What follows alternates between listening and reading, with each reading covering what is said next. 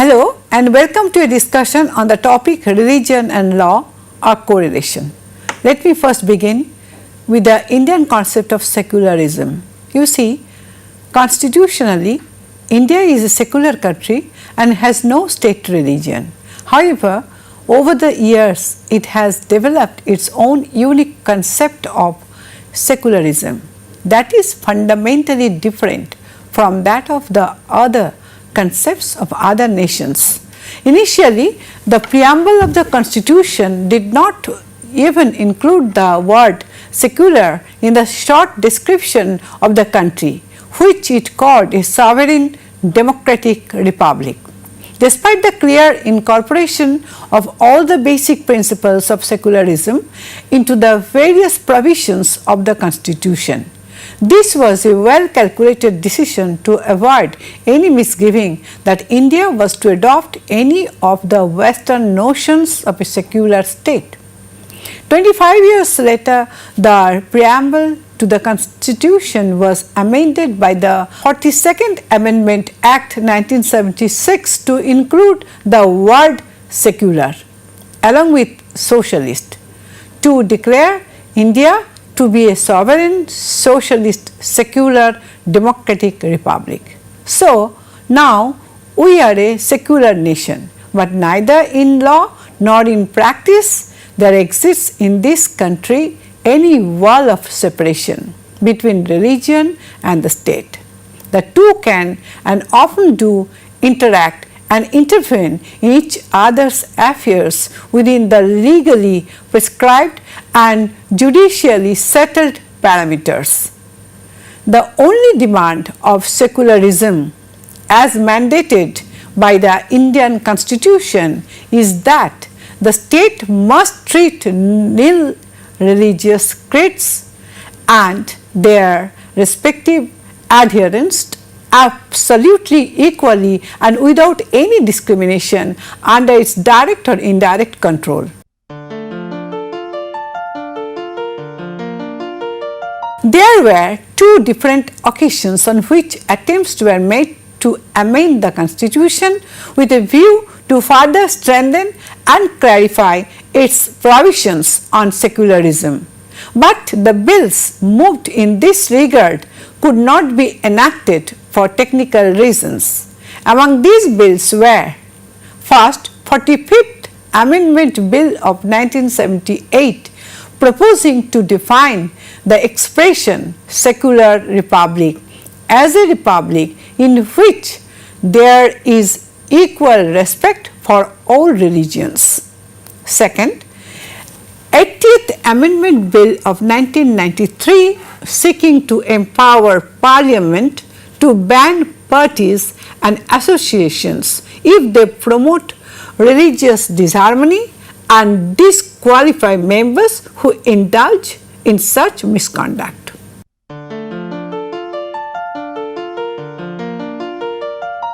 Talking about equality and non-discrimination, see, you must be knowing that the Constitution of India contains in its chapter on fundamental rights several provisions that emphasize complete legal equality of its citizens irrespective of their religion and creed and prohibit any kind of religion-based discrimination. Among these provisions are: first, the state shall not deny to any person equality before the law or the equal protection of the laws within the territory of India. Second, the state shall not discriminate against any citizen on grounds only of religion, race, caste, sex, place of birth or any of them, either in general or in the matter of access to or use of general and public places and conveniences. Third, there shall be equality of opportunity for all citizens in the matter of employment or appointments under the state, and no citizen shall on grounds only of religion be ineligible for or discriminated against in respect of any employment or office under the state. Fourth, the traditional religious concept and practice of untouchability stands abolished in any form and is strictly forbidden. And fifth, if the state imposes compulsory service on citizens for public purposes, no discrimination shall be made in this regard on the ground of religion only. You see, religious freedom as an individual's right is guaranteed by the Constitution to all persons within certain parameters. First, all persons are equally entitled to freedom of conscience and the right freely to profess, practice and propagate religion.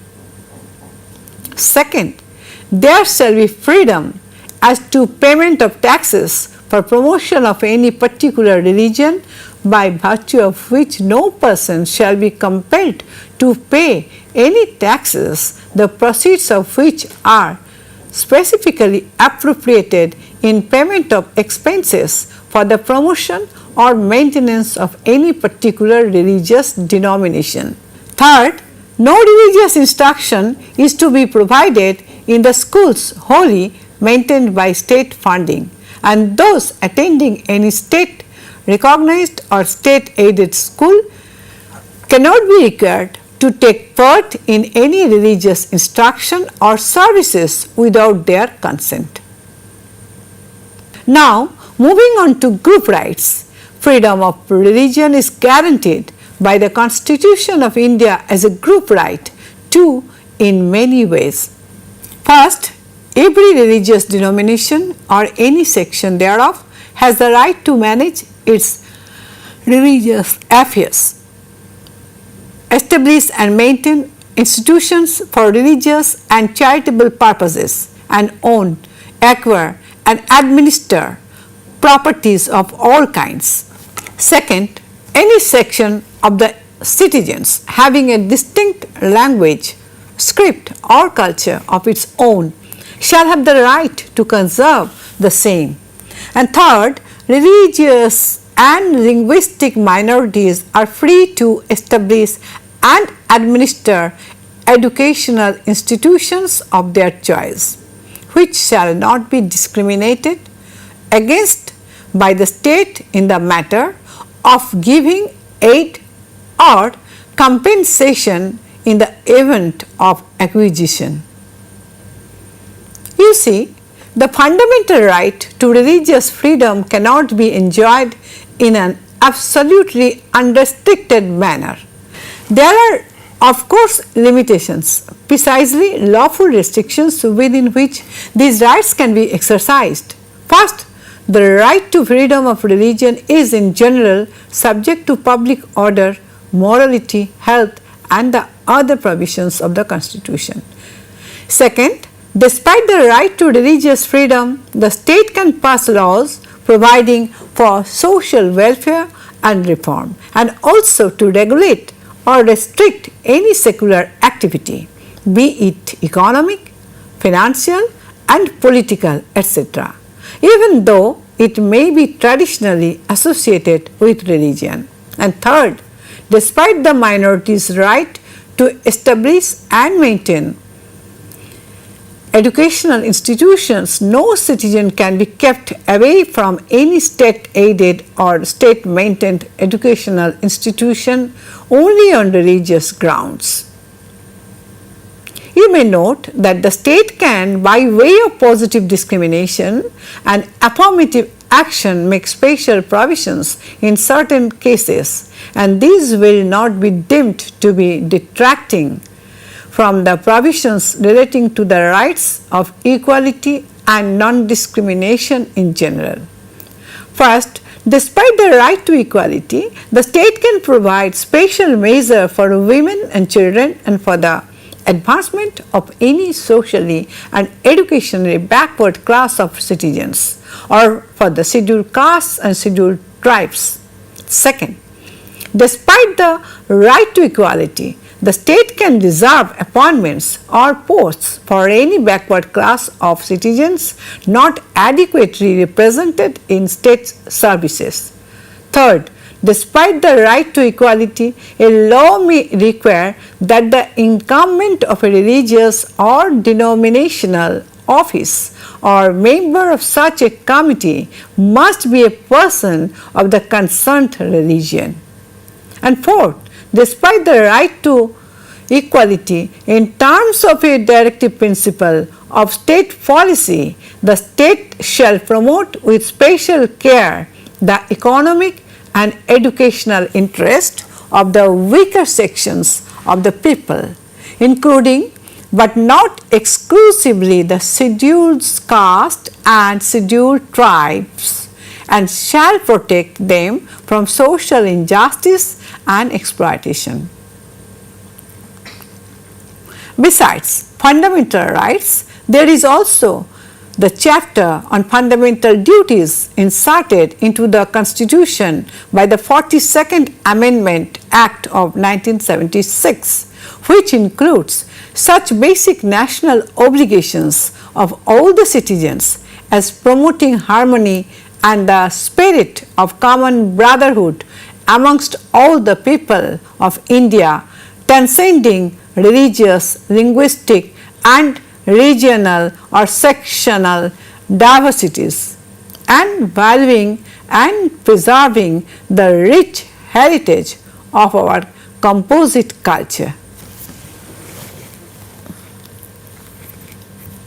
Under Article 246 of the Constitution, various religious matters noted fall in the jurisdiction of the state, and both Parliament and the state legislatures or either of them can legislate on such matters as pilgrimage outside India, pilgrimage within India, burials and burial grounds, cremations and cremation grounds, family relations, succession and all other personal law matters, charities, charitable institutions and endowments, as well as religious endowments and religious institutions. You see, by a dictate of the Constitution, religion has no role to play in elections to Parliament and state assemblies and councils. For all elections to central and state legislatures, the electoral rolls for every constituency shall be general and common, and no person can either be excluded from or included in any such roll only on the basis of his or her religion. To implement this provision of the Constitution, the Election Law contained the Representation of the People Act 1951 that incorporates provisions declaring the use of religion during electioneering both as a corrupt practice that will vitiate the election of the winning candidate and also as a punishable offence. There have been numerous cases where the courts have commented upon, explained and interpreted the provisions of the Constitution on equality, non-discrimination and religious freedom. The decisions in most of these cases have been given the context of the rights of particular religious communities or laws relating to such communities. To brief on the major decisions, let me first begin with what is religion. Well, the Constitution uses but does not define the expressions religion and religious denominations, and therefore the courts have found it necessary to explain the meaning and connotation of these words. The Supreme Court has observed that in the background of the provisions of the Constitution and the light shed by judicial precedent, we may say that religion is a matter of faith.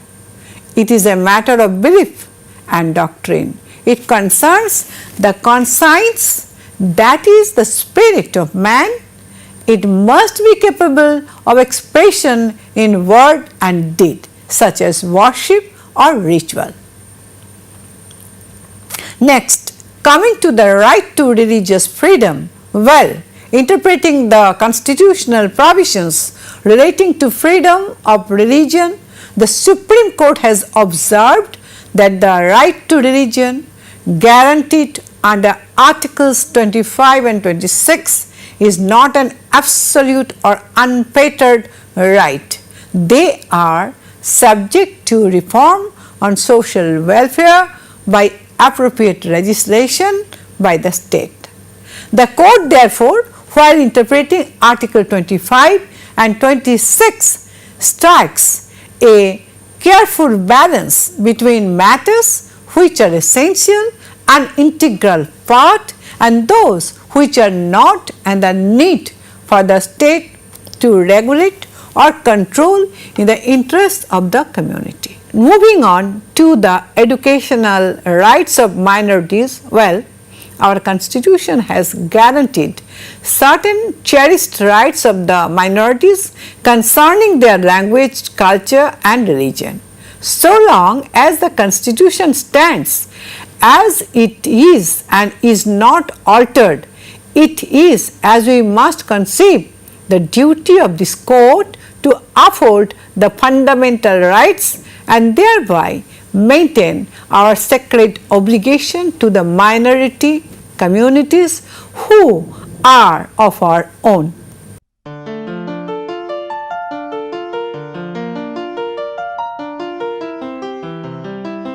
Besides the general provisions relating to religious neutrality of the state and religious liberties of the people, we find within the Constitution of India a number of religion-based and religion-related provisions for certain communities who can be classified as: first, the Hindus, Buddhists, Jains and Sikhs, who are mentioned in the Constitution by their denominational names, and second, certain groups who are mostly Christian by religion, but the special provisions do not mention them as denominational groups.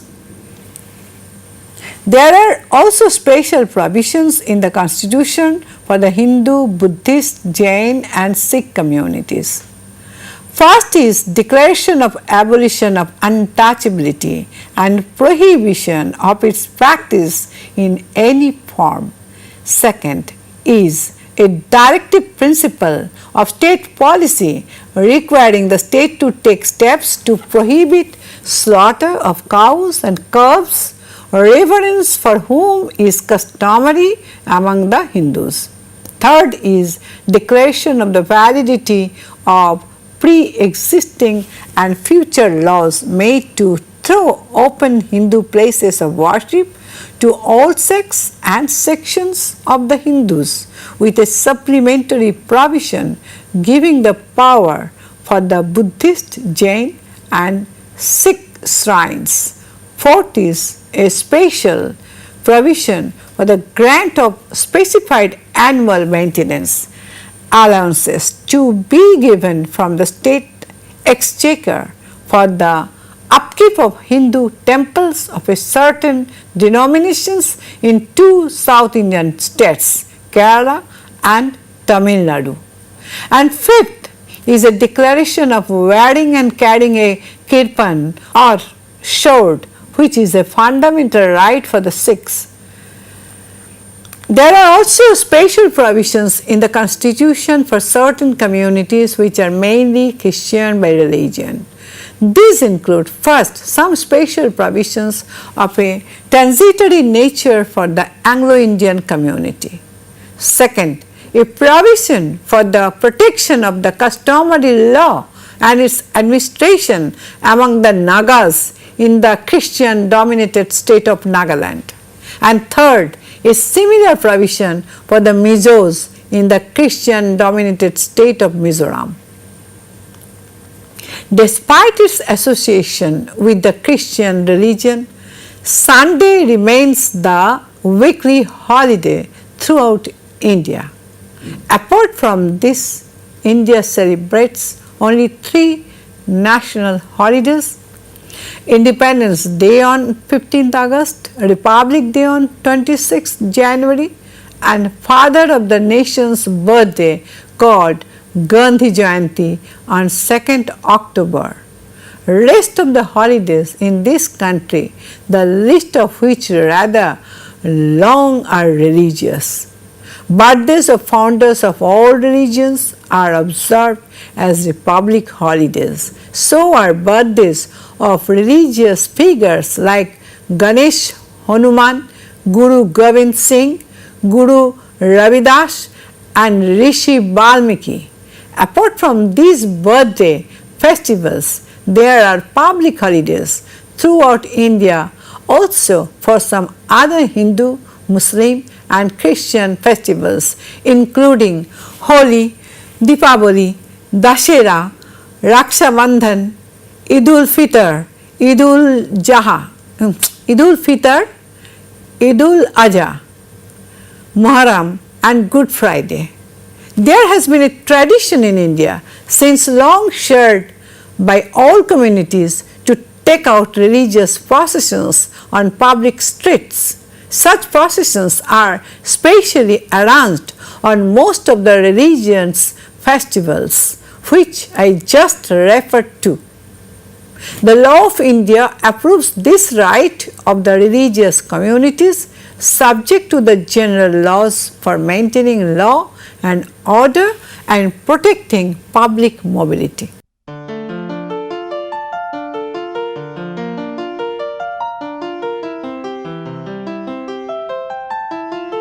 The Constitution of India makes several special provisions for the scheduled castes who are to be identified by the government and whose official list may be amended by the parliament from time to time. The Scheduled Castes Order of 1950 issued under the provision provided the first list of the scheduled castes but made the list religion specific. Initially, the 1950 order restricted the scheduled caste to the Hindu religion, although the castes included in the net were shared by various other communities. Later, Sikhs and Buddhists were also included by amendments introduced in 1956 and 1990 respectively. All other religious communities, including mainly the Christians and the Muslims who share many vocation-based castes with the Hindus, hitherto remain outside the scheduled caste net.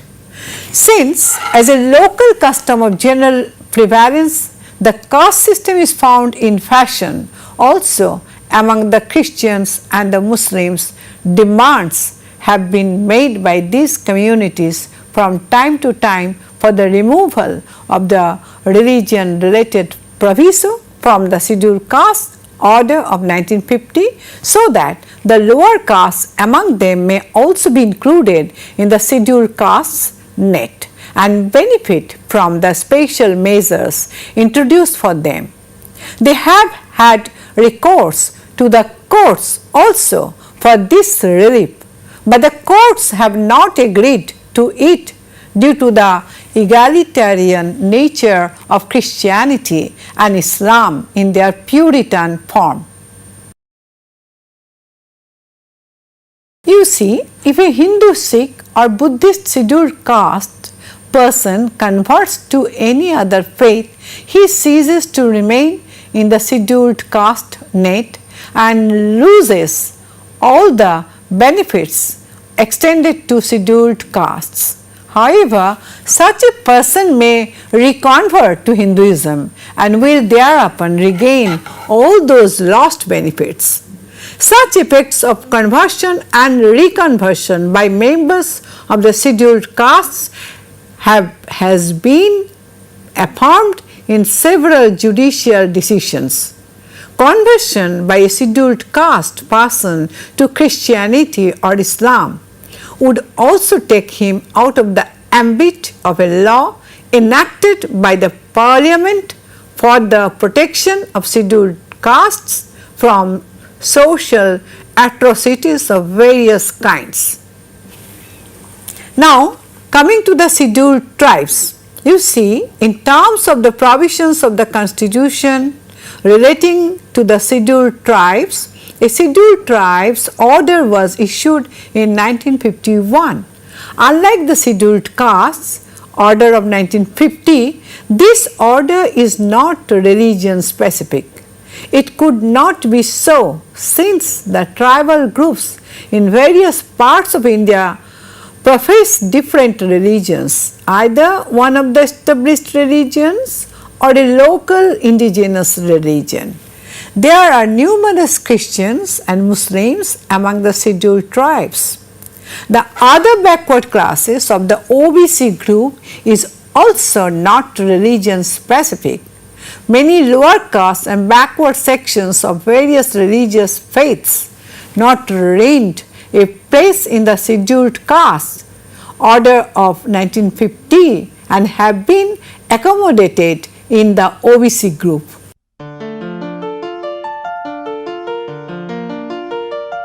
If we are to address the question of who are religious minorities, then it becomes important to note here that the Constitution of India uses the expression minorities whether based on religion or those based on language.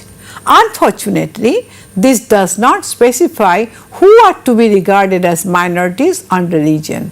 Both the National Commission for Minorities Act of 1992 and the National Commission for Minority Educational Institutions Act of 2004 say that the term minority occurring in their provisions would mean the religious communities notified as such by the central government.